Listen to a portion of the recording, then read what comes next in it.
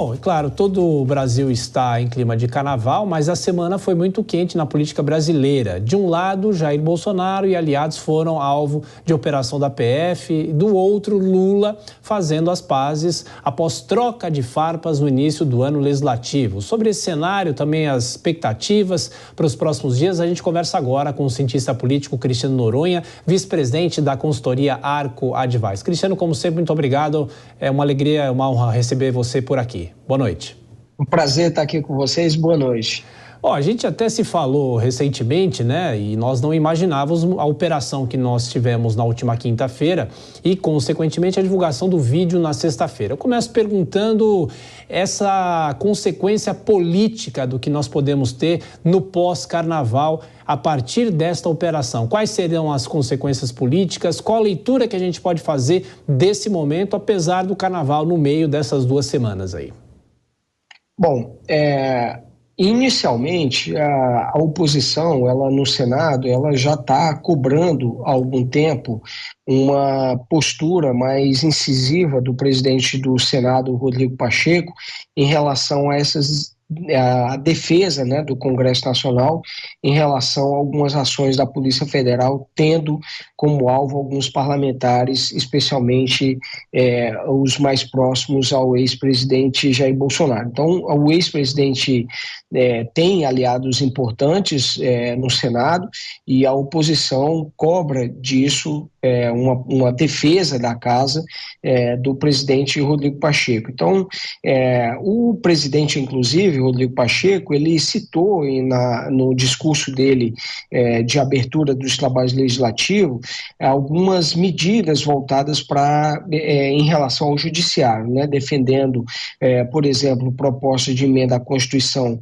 envolvendo o mandato fixo para ministros do Supremo Tribunal Federal, a questão das decisões monocráticas dos juízes do Supremo e também com relação aos salários do Poder Judiciário. Então, o que a gente pode ver é uma ênfase, especialmente dos partidos de oposição, para que o presidente do Senado coloque essas matérias em votação. PEC, como por exemplo essas de decisões monocráticas, já foram aprovadas pelo Senado, foram encaminhadas à Câmara dos Deputados e também esperam uma decisão, um encaminhamento também do presidente da Câmara, do Arthur Lira, né? E então Arthur Lira também pode acabar sendo cobrado por parte da oposição lá na Câmara para que ele enderece também essas propostas que foram aprovadas pelo Senado Federal. Sobre a operação da quinta e a divulgação que nós tivemos nessa sexta do vídeo, na sua avaliação como cientista político, o quanto é grave tudo isso? Claro que tudo vai ser investigado, está sendo apurado, mas em relação a um recado para a República e politicamente, os efeitos políticos disso também.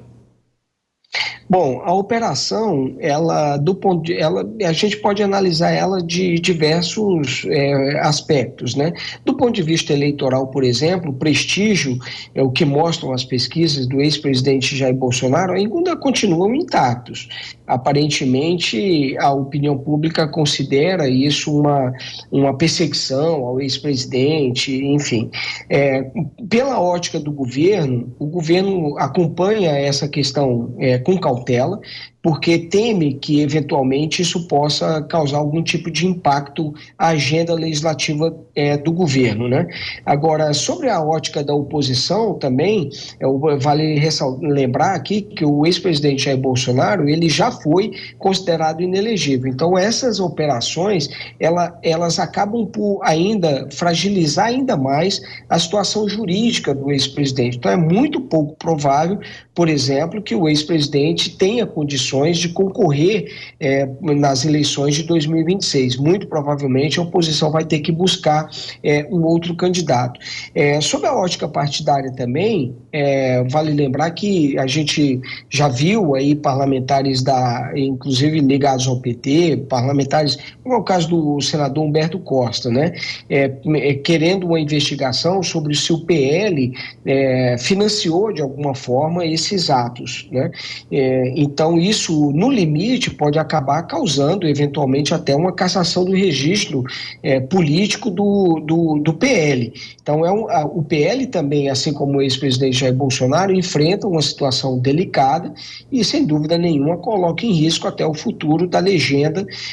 Até mesmo, vale lembrar, o PL elegeu uma maior bancada na Câmara dos Deputados e, justamente por ter eleito essa maior bancada, tem o direito a uma maior fatia do fundo partidário, né? Então, é com isso até que aposta o presidente Jair Bolsonaro para conseguir que o partido tenha um bom desempenho tanto nas eleições municipais de outubro desse ano, quanto nas eleições de 2026. Então, se eventualmente o registro do partido for cassado,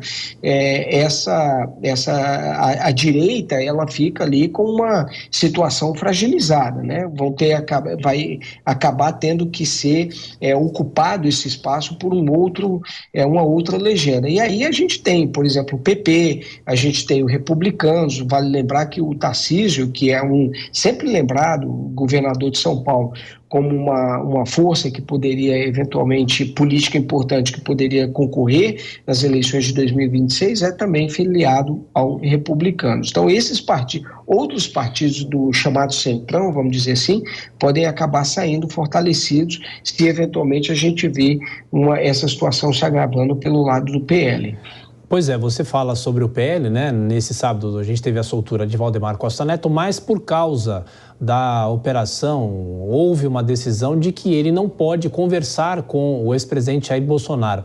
Isso pode trazer algum prejuízo para a eleição desse ano, os acordos com as prefeituras, até no caso aqui de São Paulo, a escolha do vice? Olha, eu acho que prejudica um pouco, né? Porque são duas lideranças importantes. O ex-presidente ainda tem um prestígio eleitoral muito forte e Valdemar da Costa Neto é o presidente do PL.